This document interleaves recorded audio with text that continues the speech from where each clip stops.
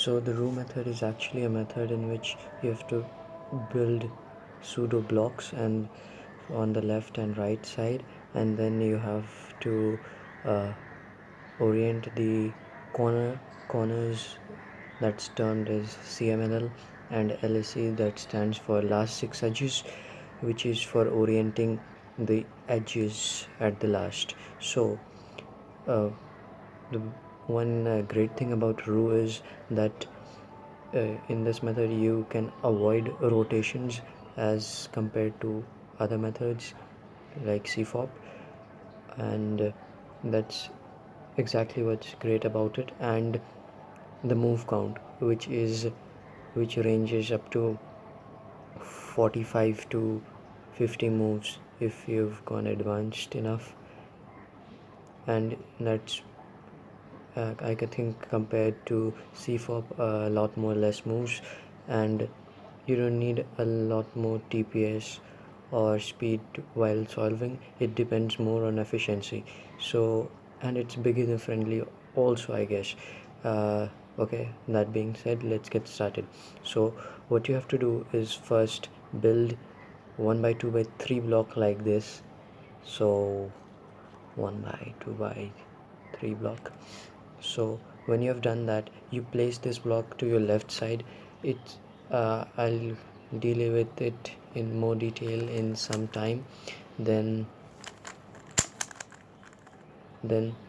you have to make a second block without disturbing the first block.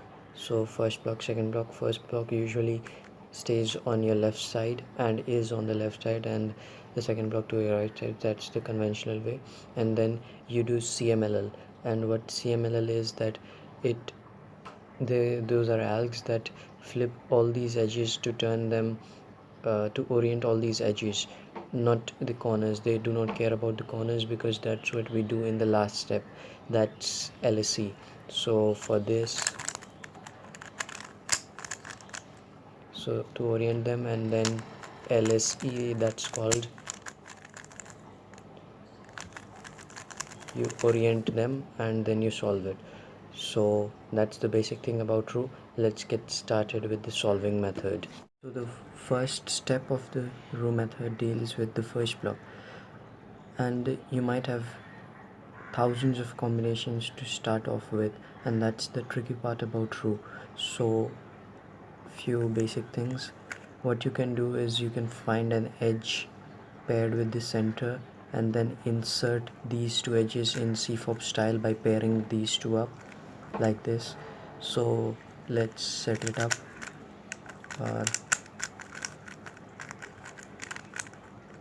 Okay, so I'll find the edge. Okay, I'll do blue white on this. Okay, so this is the edge that I want to form. So I match it with the center, and then I find the pair. So here's the thing, and where do I have the other pair? Okay, over here. It's not as efficient as it should be, but the leverage with the Roux method is that you can use the M slice most of the time, almost throughout the solve. So what we can do is we can do an F2. I'm assuming that you already know how to solve a cube, so we'll bring this down, and if we want to pair it with this, we can do what usually CFOPers would do is something too long, I guess, for this case. But now, since we are using Roux, we can just move it away, move the M slice twice like this, and when they are paired, you just set them up. So you see this is the other pair that needs to go. Let's find the edge. It's over here. So pairing, I guess you must be knowing about pairing. If you don't, then yes, I'll deal with it as well. So yeah, and another thing, it was over here, so we have to pair it. There are many ways to pair it. You can do a u2 then b prime to pair it. You can do r2 u prime r wide. Yes, it uses a lot of wide moves. That's its advantage as well. So I think I messed it up. Okay, no problem. Okay, okay, okay. So I think it was paired over here, so you can do RB. So that makes the first block. So what you can understand from this is find an edge, find the pairs, and insert the pairs. That's pretty much about it. But as you go proceed further, and you'll see more patterns, something like this. That's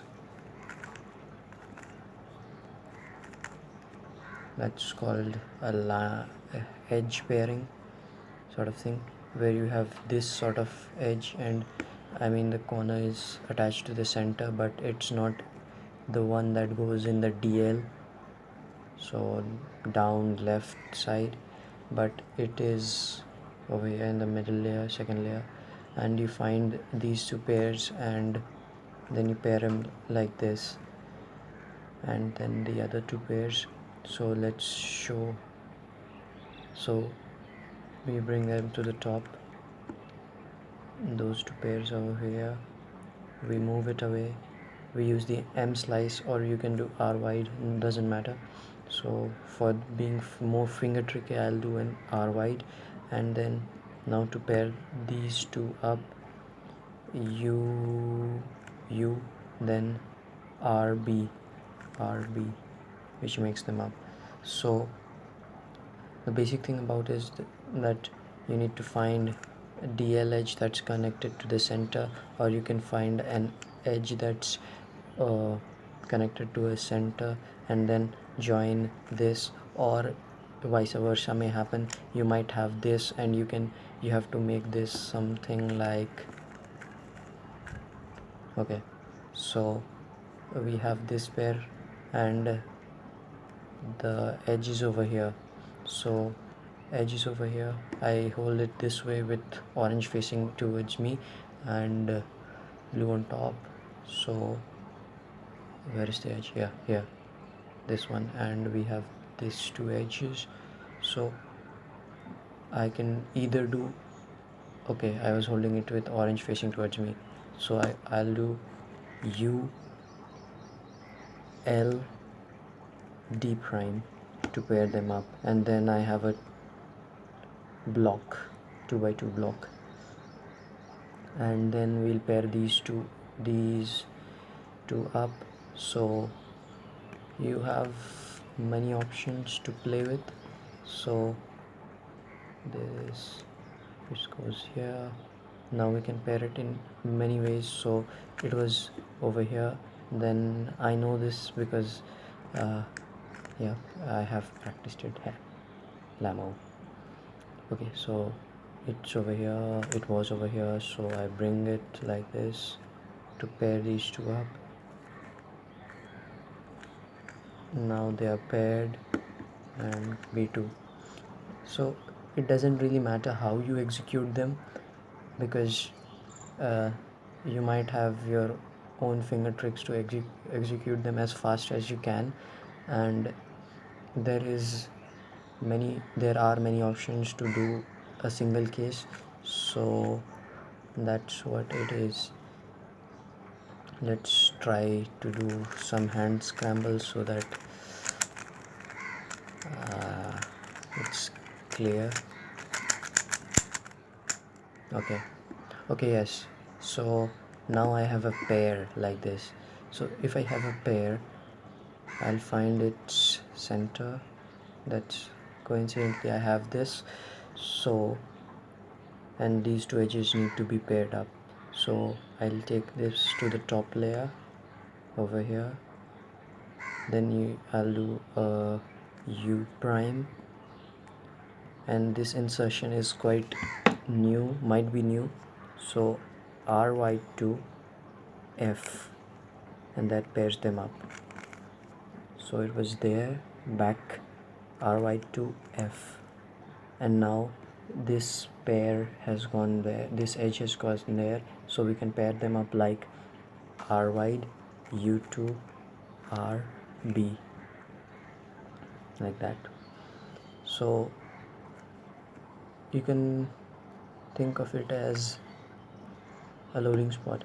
So we have a, you can try to bring an edge over here and find a corner, and then you pair them up and insert it, something like that. That's it for the first block, and if you need more examples, then drop in the comments, because how would I know?